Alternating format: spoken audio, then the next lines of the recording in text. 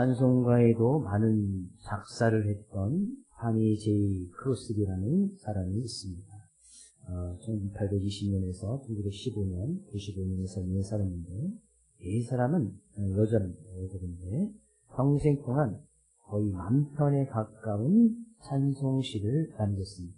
근데 이 사람이 태어나서 6주 만에 의사의 실수로 인해서 맹인이 됩니다. 소경이 되는 거죠. 그 평생 동안 그의 기억 속에는 그의 육체적인 눈으로 본 것은 단 한 가지도 없는 거예요.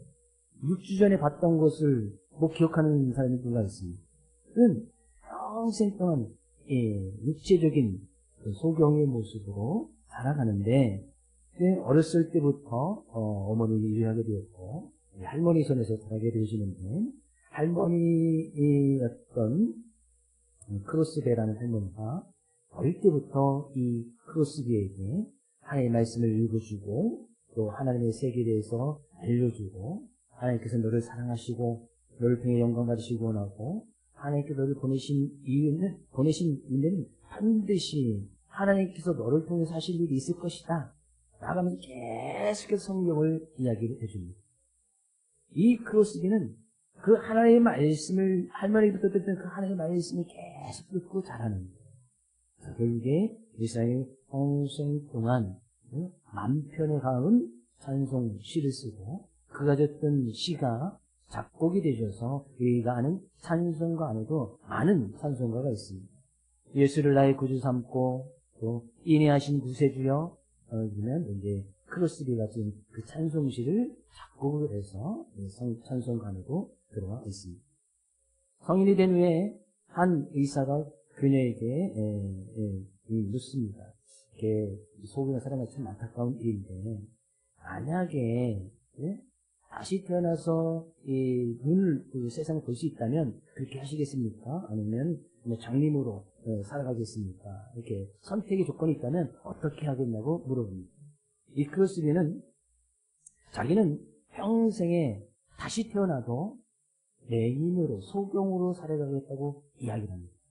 근데 그 이유는 자기가 하늘나라에 가서 가장 먼저 눈을 떠서 보게 될 얼굴이 바로 내 구주 예수님일 테니까 자기는 소경으로 살아갔다고 이야기합니다. 이는 비록 육체적인 소경으로 살아간다는 것이 정말 힘들고 어려운 일이지, 그의 머릿속에는 누군가가 들려주는 것을 갖다가 형상은 그거밖에 없는 거예요. 꽃이 어떻게 생겼는지도 그냥 이야기를 해주는. 근데 사람들이 아무리 잘 묘사를 하더라도 그 꽃이 어떤 꽃인지 이게 그려지지가 않아요. 한 번이라도 본 적이 있다면 그것이 좀 알 텐데, 색깔을 이야기해줘도 이게 무슨 색인지 알 길이 없는 거예요. 사람을 이야기해줘도 그냥 눈이 있고 코가 있고 어떻게 생겼는지 그것에 전혀 알 길이 없는 거예요. 어떻게 알겠습니까? 본 적이 있어야지. 그래도 이렇게 이야기하면 머리털도 있고 코도 있고 이게 한국에 되어 있을 텐데, 그냥 그렇게 만져보고 그냥 이렇게 할머니가 있어 할머니 이렇게 만져보고 이게 코야, 이게 코구나, 이게 입이다 하면 그냥 그렇게 해서 그냥 그의 머릿속에 형상한 그것밖에 없는 거예요. 꽃 같은 것도 그냥 이렇게 만져보고 이렇게 생긴 거구나. 근데 그게 색깔이 어떤지 모양이 어떤지 전혀 알 길이 없는 거예요. 근데 그의 머릿속에는 항상, 비록 육체적인 노릇으로는 세상에 그 어떤 것도 볼 수 없고 그냥 상상만으로 그의 머릿속에 남아있었지만, 그의 상상 속에는 또 다른 것을 보고 있었잖아요. 하나님의 나라를 볼 수 있었고, 하나님의 나라를 통해서 자기에게 주어지신, 자기를 통해서 이루실 일이 무엇인가.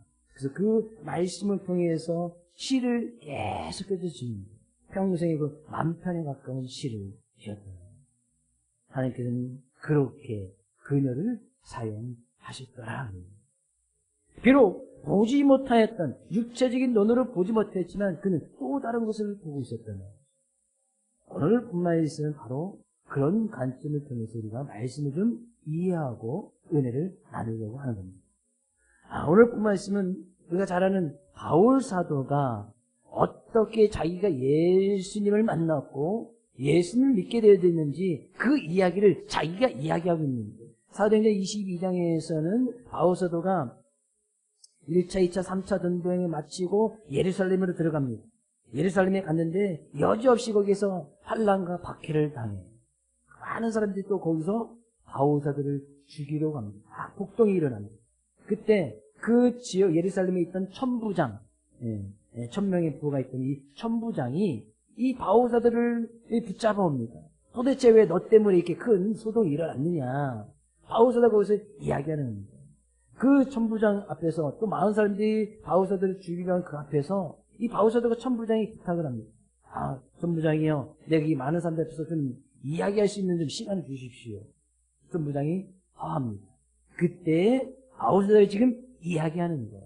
무슨 이야기하는 거예요? 내가 어떤 출신이고 어떻게 주님을 만났는지 그 이야기를 하고 있습니다.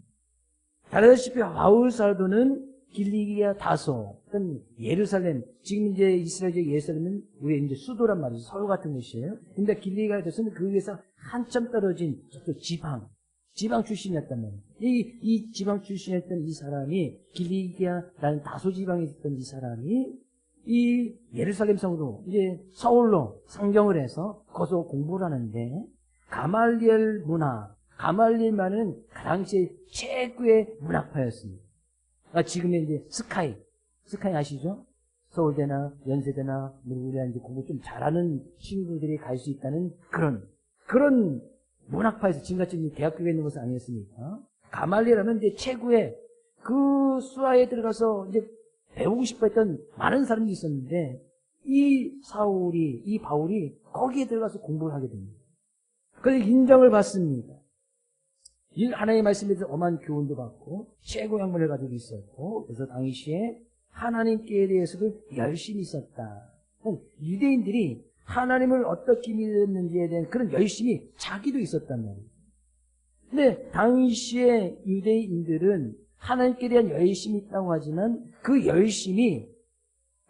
하나님께 대한 열심은 그 당시에 이 세상에 우리를 구원해 주신 그 예수님을 인정하지 않습니다. 오로지 구약성경, 구약에 있는 그 말씀만 가지고 살아가는, 철저히 율법을 지키고 철저하게 그 율법 앞에 자기의 모든 것을 열심히 다하는, 자기네들은 그런 열심히 있다고 하지만 실제적으로는 주님을 알아가지 못하고 또 예수님을 알지 못하는 그런 사람들이었단 말이에요. 그래서 자기도 그거에서 열심히 있었단 말이에요. 그래서 어떻게 해요? 4절, 내가 이 도를 박해하여 사람을 죽이기까지 하고 남녀를 결백하여 옥에 넘겼노니. 바울이 그런 것에 앞섰단 말이에요. 이 도라는 것은 예수님을 믿는 예수 그리스도교, 지금 기독교, 당시 이제 이 사도행전 22장쯤에서는 예수님께서 십자가 지시고 부활하시고 한 30-40년 지난 그때쯤이니까. 근데 어떻게 보면 유대인들의 입장에서 보면 신흥 종교가 나타나는 거예요.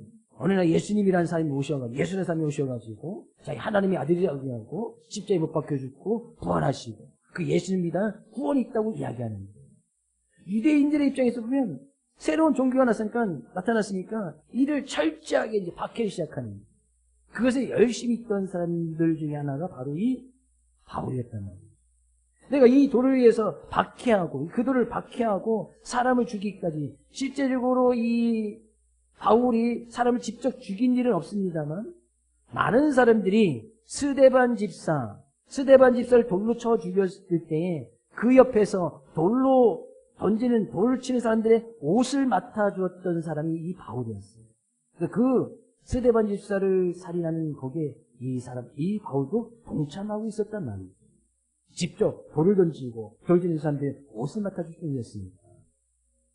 그래서 거기서 이제 유대인들 충망받으니까 예수 믿는 사람들을 결박하고 옥에 가둬놓고 가보겠는데 앞장서는 거예요.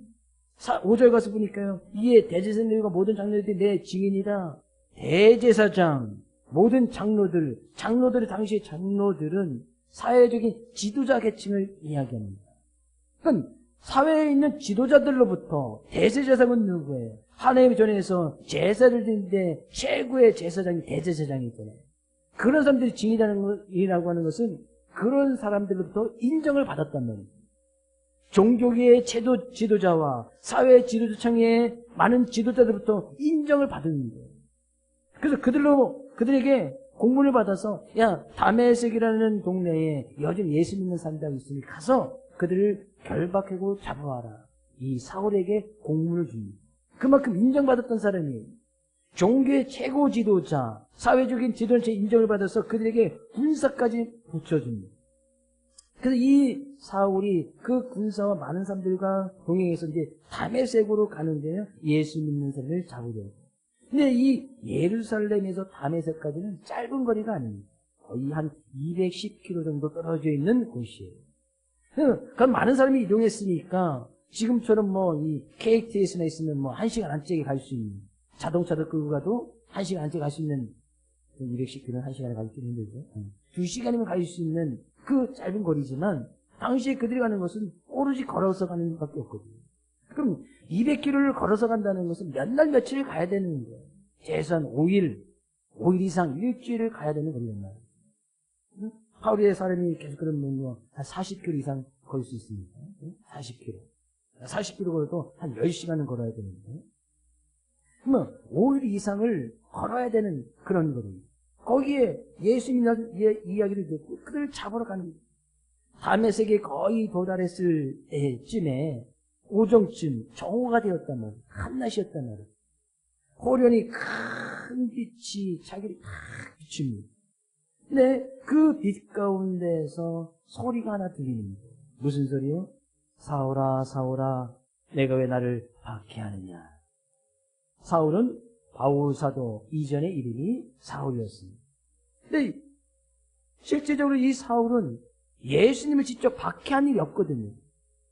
네, 벌써 예수님께서는 십자가 지시고 돌아가셨잖아요. 예수님 직접 본 적도 없고 예수님 직접 박해한 적이 없어요. 근데 예수님께서 그렇게 이야기하시는 것은 뭐예요? 주님이 그렇게 이야기했던 것은 예수님을 믿고 다른 사람들을 박해하는 것은 곧 자기를 박해하는 것과 같다고 지금 예수님께서 말씀하시는 거예요. 야, 네가 왜 나를 박해하느냐. 사울이 너무나 깜짝 놀랍니다.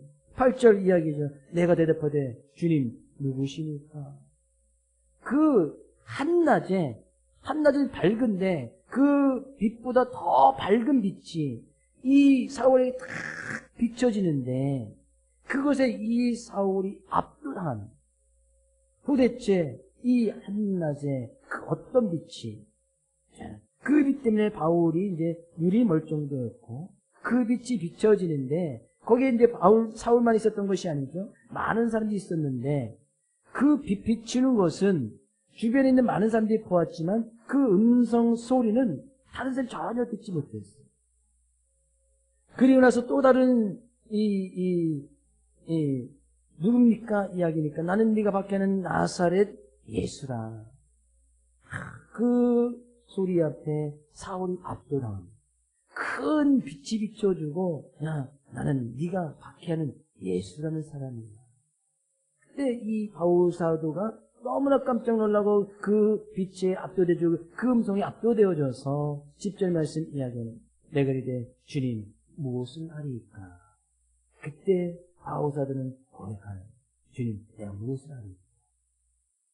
주님께 말씀하십니다. 야, 네가 가고자 하는 그 다메섹에 들어가라. 그러면 거기서 누군가 네가 할 일을 알려줄 것이다. 사람들의 손에 이끌려서 그 빛 때문에 바울사도가 눈이 멀었었다. 육체적으로 눈이 멀었다고 이야기를 합니다.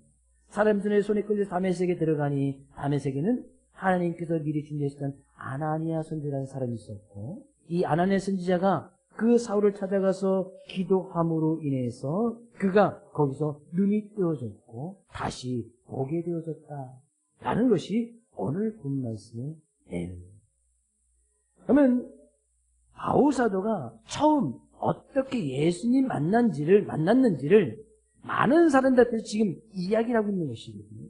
그게 이제 간증이죠. 자기가 어떻게 예수님 만나게 되어졌고 그 예수님 때문에 지금 어떤 삶을 살아가고 있는지 많은 사람들이 지금 간증을 통해서 이야기하면서 그들에게 지금 그 이야기를 듣고 있는 많은 사람들에게도 지금 질문을 던지고 있는 거예요. 주님이 과연 누구신지, 내가 그 주님 위해서 무엇을 할 것인지 바울 사도가 던졌던 이 두 질문을 지금 이 시간에도 우리에게 동일하게 하고 있단 말이에요. 바울 사도가 그런 예수님의 음성을 듣고 첫 번째 묻는 것이 뭐예요? 주님, 누구십니까? 도대체 누구냐? 바울사도는 자기가 지금 무슨 일 하고 있는 거예요? 예수님 믿는 사람들을 박해를 하고 지금 다메섹의 동네에 여전히 그리스도인이 있다는 이야기를 듣고 그들 지금 잡으러 가고 있는 거 아니겠어요? 예수 믿는 사람들 핍박하고 잡으러 가고 있는 그 와중에 자기가 핍박하고 있다는 그 주님이 자기를 찾아옵니다. 야, 네가 왜 나를 박해하느냐? 도대체 당신이 누구십니까? 나는 내가 박해하는 나사렛 예수다. 예수님을 만나게 되는 우리들 가운데서는 과연 그 주님이 누구이신지 우리 분명히 잘 깨달을 필요가 있습니다. 우리가 주님을 예배하는 이 시간은 어쩌면 그 주님이 누구인지를 알아가는 시간이고 그 주님을 만나는 시간이 바로 이 예배 시간이라는 겁니다. 그 주님은 과연 우리에게 어떤 모습으로 찾아오시느냐, 그 주님을 우리는 어떤 주님이라고 고백하고 있느냐. 여러분 스스로가 이 질문 앞에 답을 내릴 수 있어야 됩니다. 과연 그 주님은 누구냐? 바울사도는 사울은 생각했죠. 거기에 바울사도만 있었던 것이 아니지. 사도 외에 이 많은 사람들이 같이 있었단 말이에요. 군사들도 있었고 그 그리스도인을 잡아가려고 하는 그 공문을 받은 많은 관계자들이 분명히 있었을 거란 말이에요. 근데 유독 이 바울사도에게 그런 빛이 비춰졌고 그런 음성이 다른 소리면 다른 사람은 전혀 듣지 못했고 이 바울사도에게 그런 소리가 들리는 거예요. 그 많은 사람들 중에 유독 자기에만 불러주시고 자기에게 놀라운 구원의 은혜를 허락하신 이 주님. 세상에는 70억이 넘는 사람들이 있습니다. 문경시 안에서도 7만 3천 명이 넘는 사람들이 살고 있습니다. 근데 그 중에 유독 우리를 택해서 불러주십니다. 7만 명이 넘는 사람 중에 겨우 문경시 기독교 복음이 제 10%도 되지 않는 거 아시죠? 5% 정도밖에 되지 않습니다. 5%면 7만 명이 5%면 한 3,500명? 네? 그 정도 될지 안 될지는 잘 모르겠어요. 문경시 전체에 예수 믿는 사람이 거의 그 정도밖에 되지 않아요. 근데 그 중에 유독 우리가 예수 믿지 않는 사람들보다 뛰어난 것이 있습니까? 잘난 것이 있습니까? 있는 분도 계시겠지만 이렇게 비교해보면 그렇게 유독 뛰어나거나 바울사도처럼 이 당시 최고 학파 서울대 나오신 분 아니면 어릴 때부터 이런 교육을 철저하게 받아서 사회적으로 인정 이 당시에 최고의 종교 지도자 사회 지도자층에서 인정을 받고 있는 잘 나가는 심히 속된 말로 잘 나가는 총박맞는 젊은 청년이었단 말이에요. 그 정도 위치에 계신 분 계시나요?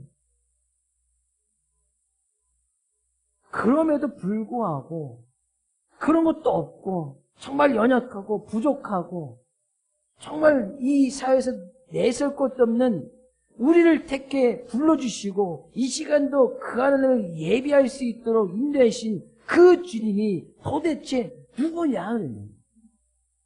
우리는 그 질문에 스스로 답을 내릴 수 있어야 된다. 무엇 때문에 우리를 불러주시느냐? 무엇 때문에 우리를 택해 주셨느냐? 무엇 때문에 우리를 이 세상 만왕의 왕, 만유의 주 되신 그 주님의 자녀로 택해 주셨느냐? 우리는 그 주님을 하나님 아버지라고 부르고 있습니다. 무엇 때문에? 과연 그 주님은 누구신가? 그 주님에 대한 질문에 스스로 답을 내릴 수 있어야 됩니다. 그 주님은 어쩌면 지난 한 주간 우리에게 한없는 은혜를 베푸신 은혜의 주님일 수도 있고 한없는 사랑을 베푸신 사랑의 주님일 수도 있고 아니면 때로는 우리에게 환난과 어려움을 주어서 그 가운데서도 주님의 길을 잘 걸어갈 수 있도록 때로는 훈계하시고 징계하시는 주님일 수도 있고 아니면 따뜻한 사랑의 손길로 우리를 품어주시고 안아주시는 그런 자비의 주님일 수도 있을 것입니다. 과연 우리 그 주님을 어떤 주님으로 고백하고 그 주님을 예배하고 있는가? 저는 이 질문 앞에 과연 나를 불러서 이 시간도 그런 하나님을 예배할 수 있도록 인도하신 그 주님, 그 주님 앞에 감사함으로 나갈 수 있기를 주의 이름으로 축복드립니다. 그러고 나서 바울사도 딱 깨닫고 나니까 나는 내가 박해하는 예수다. 자기에게 유독 그런 은혜를 베푸신 그 주님 앞에 바울사도가 스스로 고백하는 것이 뭐예요? 10절 내가 이르되 주님 무엇을 하리까? 그럼 내가 그 주님 위해서 무엇을 하면 좋겠습니까? 예수님께서 먼저 이야기하신 것이 아니에요. 내가 너를 불러줬으니 너 나를 위해서 이것 좀 해줄래? 라고 먼저 요구한 것이 아니에요. 그 주님이 어떤 분인지 딱 깨닫고 나니까 바울사도는 내가 그 주님에서 과연 무엇을 할 수 있을까? 스스로 자기가 먼저 주님 앞에 고백을 합니다.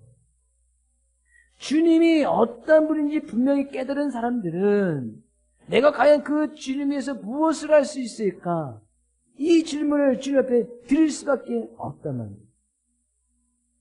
바울사도가 육체적인 눈이 멀었지만 그 육체적인 시선이 멀어진 그 상태로 다메섹에 들어가서 아나니아 선지자를 통해서 기도받으면서 그가 다시 눈이 뜨어졌는데 그때는 이 보는 것이 완전히 달라졌어요. 예수님 만나기 이전에 그가 봤던 것은 뭐예요?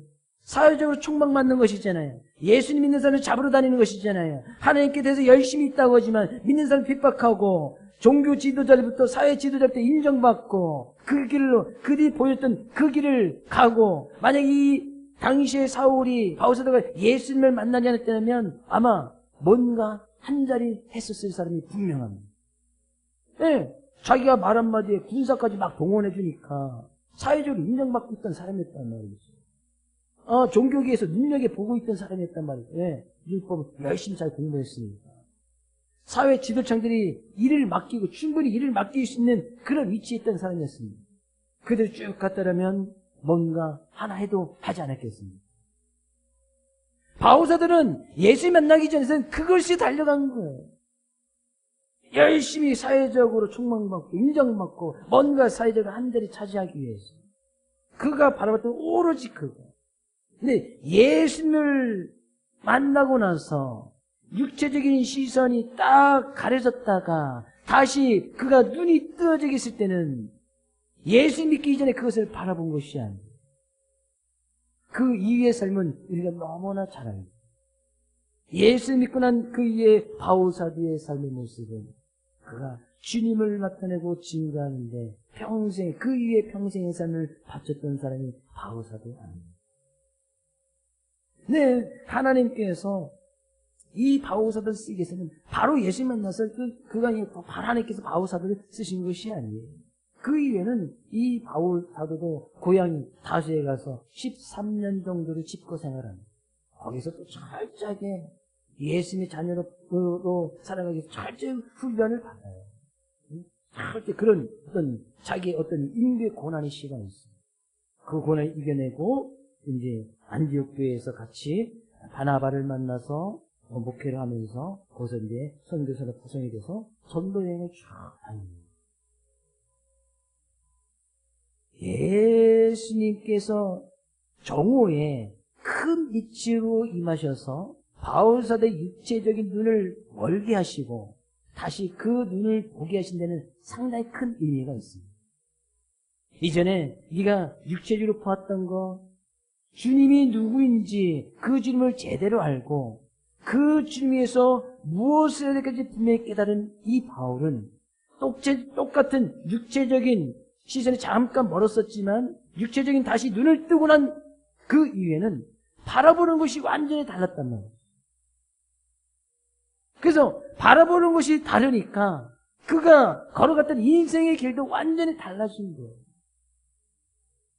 바라보는 것이 사회적으로 총망받는 것이냐, 사회적으로 인정받고 사회적으로 한 자리 차지하는 것이냐, 이것을 바랐던 이 바울과 다시 주님을 만나고 나서 그가 바라봤던 이 바라봄은 전혀 다른 길이었습니다. 똑같은 육체적인 모습을 가지고 살아가지만 달려가는 길이, 그 믿음의 길이 완전히 달라버렸단 말이에요. 그래서 우리는 무엇을 바라보느냐, 그거에 따라서 우리의 길이 완전히 달라지는 거예요. 우리는 이 시간 그 주님을 바라보는 거 아니겠어요? 수많은 사람들 가운데서 우리를 택하여 불러주신 큰 하나님의 은혜, 그 은혜를 베푸신 그 주님을 바라보는 거 아니겠어요?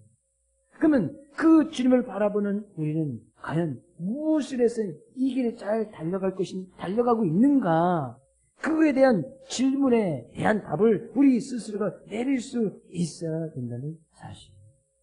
과연 나는 무엇 때문에 이 믿음의 길을 달려가고 있는가? 저도 예로 말씀드렸던 크루스비라는 그 여인, 평생을 육체적인 소경의 모습으로 살아갔지만 그에게는 또 다른 볼 수 있는 그 영적인 눈이 띄어지게끔 하시는 거 아니겠어요? 시 한 편 지는 거 정말 쉽지 않잖아요. 글 하나 쓰는 것도 쉽지 않은데 평생 동안 만 편에 가까운 그런 산소시를 썼다는 것은 정말 놀라운 일이기도 하죠. 그래서 미국인들 사이에서도 종종 가면 인물을 조사하면 항상 이 바니 제이 크로스비라는 사람이 항상 그 서열 안에 들어가 있습니다. 들어가 있다고 이야기를 해요. 바울 사도가 이 큰 빛에 압도되어져서 육체적인 소경이 되었다는 것, 주님께서 또 다른 것을 보시기를 원하십니다. 오늘 이 시간 그는 하나님을 예비하면서 무엇을 바라보고 있습니다. 그 바라보는 것에서 우리가 달려갈 길은 전혀 다른 결과물이 되어집니다. 여전히 예수님 믿어도 세상적으로 성공하기 위해서, 물론 세상적으로 성공하지 말라는 것이 아니지요. 저는 우리 많은 분들 가운데서도 우리 아동부나 학생부 아이들에서도 이 정치계에 들어가서 열심히 있는 하나님을 진정으로 경험으로 들어갈 수 있는 그런 사람들이 좀 나왔으면 좋겠어요. 대통령이 나오면 더 좋겠지. 응? 그래서 그런 꿈이 이루어질까 모르겠어요. 우리 자녀들 중에서 대통령 나오면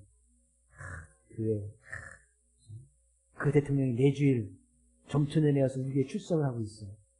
이야, 수많은 장관들이 같이 오겠지? 끝내주겠죠? 꿈이야, 꿈. 미국 대통령은 그런 사람들이 있잖아요. 대통령이고 자기는 교회 가서 매주일.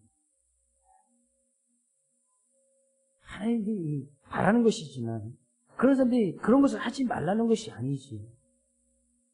그런 것을 통해서 내가 정말 주님을 위해서 무엇을 할 것인지, 우리가 지금 각자의 모습을 하겠지만 각자 하는 일이 다 다르잖아요.